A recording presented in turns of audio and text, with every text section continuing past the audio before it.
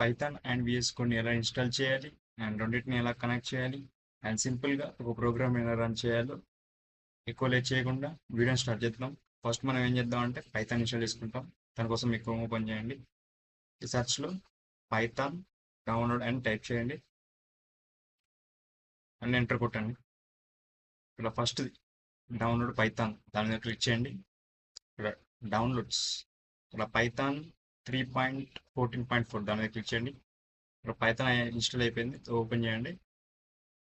Open చేసిన తర్వాత ఇక్కడ 2 బాక్సెస్ క్లిక్ చేయండి. ఇక్కడ టిక్ చేయండి, ఇక్కడ టిక్ చేయండి. ఇక్కడ ఇన్స్టాల్ నౌ. ఓకే, మన పైథాన్ అనేది ఇన్స్టాల్ అయిపోతుంది. ఓకే, మన పైథాన్ అనేది ఇన్స్టాల్ అయిపోతుంది. ఇంకోటి కూడా వేసుకోవాలి మనం, విజువల్ స్టూడియో. ఇది ఇన్స్టాల్ అయిపోయాక అది చేసుకుందాం.